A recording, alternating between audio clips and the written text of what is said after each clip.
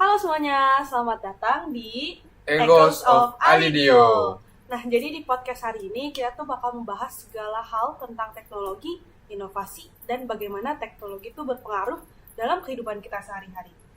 Saya Alisa, dan di episode kali ini kita akan membahas sesuatu yang sangat menarik, yaitu sistem informasi atau IS, atau yang sering kita dengar dalam dunia bisnis dan teknologi. Iya, bener banget.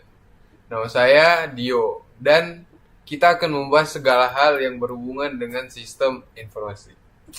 Bagaimana cara kerjanya, bagaimana teknologi itu berkembang, serta dampaknya bagi organisasi dan kehidupan kita sehari-hari.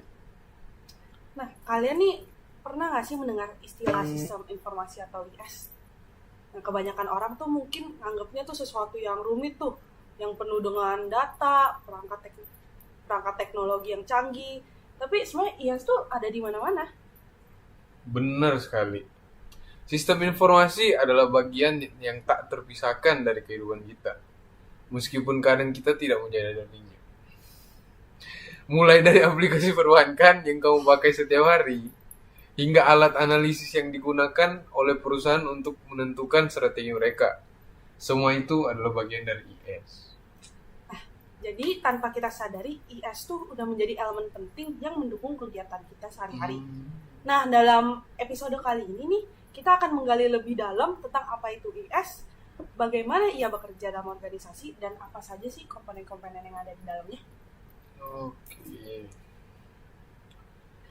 Mari kita mulai dengan pertanyaan yang besar atau yang penting dulu nih. Kenapa IS tuh sangat penting dalam dunia modern ini? SI atau IS, sistem informasi adalah alat yang mengintegrasikan data, teknologi, dan orang-orang dalam sebuah organisasi. Jadi, IS adalah bagian integral yang membuat organisasi bisa beroperasi dengan lebih efisien dan produktif. Tanpa IS, banyak perusahaan mungkin akan kesulitan untuk mengelola data mereka, apalagi membuat keputusan yang cepat dan akurat. Betul sekali. Misalnya, kita bisa lihat bagaimana IS atau sistem informasi membantu organisasi mengelola data mereka dengan lebih efektif. Nah, salah satu sistem yang sering digunakan itu adalah ERP atau yang biasa dikenal dengan Enterprise Resource Planning. Iya, ERP ini membantu perusahaan untuk menghubungkan berbagai departemen, mulai dari produksi, keuangan, sumber daya manusia atau SDM, hingga pemasaran dalam satu sistem yang terintegrasi.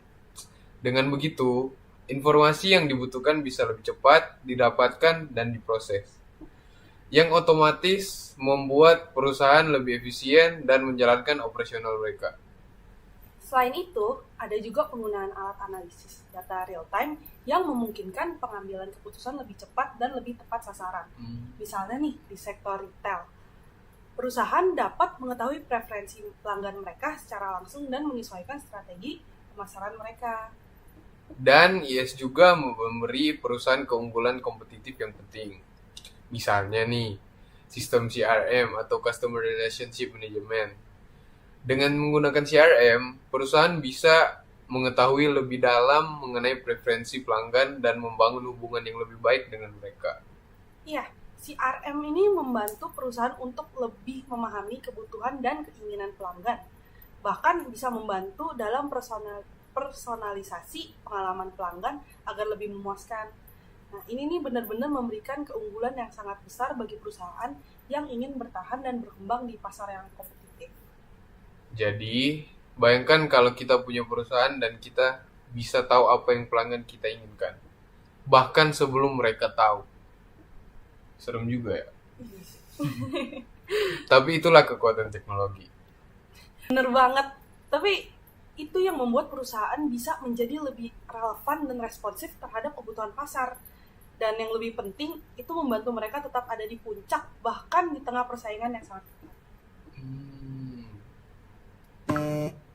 Nah, kita tahu nih bahwa sistem informasi itu terdiri dari beberapa komponen penting.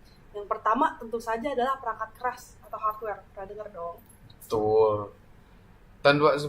Tanpa perangkat keras yang kuat, sistem informasi tidak akan bisa berfungsi dengan maksimal. Hardware di sini bisa berupa server, komputer, jaringan, hingga perangkat penyimpanan data seperti hard disk dan SSD. Nah, dan komponen kedua yang tidak kalah penting adalah perangkat lunak atau software. Jangan kebalik ya, yang satu perangkat keras, satu perangkat lunak. Nah, software adalah bagian yang memungkinkan perangkat keras untuk menjalankan tugasnya. Ya, software ini menghubungkan pengguna dengan sistem informasi. Tanpa software, perangkat keras hanya akan menjadi benda mati. Sebagai contoh, sistem informasi seperti Windows, Mac OS, atau Linux adalah software yang memungkinkan perangkat keras untuk berfungsi. Berarti jadi kayak otaknya gitu ya? Hmm. Nah, selain sistem operasi, ada berbagai macam software lain yang mendukung operasional sistem informasi. Misalnya, perangkat lunak aplikasi seperti pengolah kata. Contohnya Microsoft Word, Google Docs, Spreadsheets, atau Microsoft Excel. Hingga aplikasi yang digunakan di perusahaan untuk manajemen hubungan pelanggan seperti CRM. Dan jangan lupakan perangkat lunak basis data. DBMS atau Database Management System adalah perangkat lunak yang digunakan untuk menyimpan, mengelola, dan mengakses data dalam jumlah yang besar. Beberapa contoh DBMS yang populer adalah MySQL, PostgreSQL, Oracle, dan Microsoft SQL Server. Nah, setiap komponen perangkat lunak ini memiliki peran yang sangat vital dalam mendukung fungsi sistem informasi secara keseluruhan. Dan yang menariknya, tren teknologi baru seperti cloud computing semakin memperkuat fungsi perangkat lunak dalam sistem informasi. Iya, dengan cloud computing, perusahaan tidak perlu lagi khawatir soal biaya perangkat keras yang mahal. Semua data dan aplikasi bisa diakses melalui internet dengan biaya yang lebih efisien. Bicara soal cloud nih, kita sering mendengar istilah cloud storage. Tapi kalau dipikir-pikir, sebenarnya apa bedanya sama hard drive? Kan sama-sama buat nyimpen data ya? Bener juga. Menarik gitu. Iya. Perbedaannya utamanya adalah cloud storage itu memungkinkan data kamu untuk diakses kapan saja dan di mana saja selama ada koneksi internet. Sementara hard drive itu ya, kamu harus bawa itu kemana-mana. Ribet Banget, parah. Jadi kalau kamu ngerasa data kamu aman di hard drive, coba deh tanya ke orang yang pernah kehilangan hard drive mereka. Aman. Itu sangat relatif loh. Ya berarti mending cloud aja ya, asal ada internet sih. Iya, bener. Tapi kalau nggak ada internet sama aja bohong. Tapi ribet kan? Sama-sama ada plus minusnya lah. Iya, plus minus.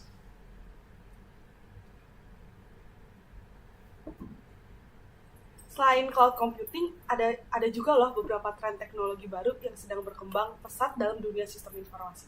Salah satunya adalah artificial intelligence dan machine learning. Kombinasi AI dan ML di dalam sistem informasi memungkinkan otomatisasi yang lebih cerdas dan analisis data yang lebih mendalam. Dengan menggunakan algoritma cerdas, IS dapat membantu pengambilan keputusan yang lebih akurat dan bahkan memprediksi tren yang akan datang. Contohnya, di sektor pemasaran, perusahaan menggunakan AI untuk menganalisis data pelanggan dan membuat strategi pemasaran yang lebih tepat sasaran. Bayangkan kalau AI ini tahu lebih banyak tentang kita daripada kita sendiri. Gimana? Serem banget. Iya dong. Jadi, kalau kamu belanja, sistemnya langsung menyarankan barang yang pas untuk kamu. Itu bisa jadi bermanfaat, kan? Iya nggak? Iya, pernah loh waktu itu. Cuma ngomongin ngomongin baju apa gitu. Tapi kayaknya didengar gitu loh. Iya. Tiba-tiba muncul di TikTok. Iya bener. FYP ya, di FYP. Iya, langsung keluar. Nah, bisa juga agak menakutkan juga nih. Kalau kamu sadar betapa dalamnya data yang mereka punya tentang kamu. Ngeri juga. Iya, itu diambil kan. Itu dijual lagi. Aduh, jangan dong. Gak. Nah, terkadang kita jadi merasa seperti spying di mata-mata kan, dengan semua rekomendasi yang muncul. Tapi ya, itulah teknologi, kita semua harus siap. Selain itu, ada juga Internet of Things atau IoT, di mana perangkat yang terhubung ke internet menghasilkan data yang sangat besar. IS kini digunakan untuk mengumpulkan, menyimpan, dan menganalisis data real time yang dihasilkan oleh perangkat IoT. Ya, IoT. ya, IoT. Nah, iya nih, bahkan beberapa kota pintar atau smart cities sekarang ini menggunakan IS untuk mengelola lalu lintas, memantau kualitas udara, hingga menyediakan layanan publik yang lebih efisien. Jadi, kalau kalian suka nonton film fiksi ilmiah, kota pintar ini bukan cuma di layar lebar, bener. Ini beneran terjadi di dunia nyata. Makin canggih soalnya. Makin canggih banget. Meskipun tanpa robot super canggih seperti di film-film kan. Itu apa ya? Yang serem itu yang robot Terminator itu. Oh iya, serem banget semua. Nah, sekarang mari kita beralih ke topik yang juga sangat penting, yaitu etika dan keamanan IS. Dan tadi kan kita udah ngomong tuh serem-serem ya, spying. Salah satu isu nih yang sering dihadapi oleh perusahaan adalah masalah keamanan data. Banyak sekali kasus serangan cyber yang merusak reputasi dan kepercayaan konsumen. Benar. Nah, oleh karena itu sangat penting bagi perusahaan untuk mengimplementasikan sistem keamanan yang baik, seperti firewall, enkripsi data, dan kebijakan akses yang ketat. Selain itu, masalah privasi juga menjadi perhatian utama. Misalnya, banyak perusahaan yang mengumpulkan data pribadi pengguna, dan penting bagi mereka untuk memastikan bahwa data tersebut digunakan dengan benar dan sesuai regulasi. Betul, nih di Eropa ada peraturan seperti GDPR yang mengatur bagaimana sih data pribadi harus dikelola dan dilindungi. Setiap organisasi yang beroperasi di Eropa juga harus mematuhi peraturan ini, atau mereka bisa dikenakan sanksi yang besar. Kemarin ada juga kan, yang UU itu. Di Indonesia juga ada sekarang. Yang mana? Yang UU GDP ya, apa? GDP. Lupa, pokoknya ada UU-nya sekarang. Gak tahu, kudet tahu. Wah, diskusi kita kali ini memang sangat menarik dan penuh informasi. Menarik banget. Jadi seperti yang kita bahas, sistem informasi adalah komponen kunci dalam dunia bisnis dan kehidupan sehari-hari. Iya, dan dengan kemajuan teknologi yang terus berkembang, IS akan terus memainkan peran yang sangat penting nanti. Nah, saya berharap nih, teman-teman pendengar bisa mendapatkan banyak manfaat dari episode kali ini. Jangan lupa untuk berbagi pendapat kalian tentang IS dan bagaimana teknologi ini mempengaruhi hidup kalian. Sampai jumpa di episode berikutnya. Dan jangan lupa untuk terus update dengan tren teknologi yang ada. Selamat tinggal.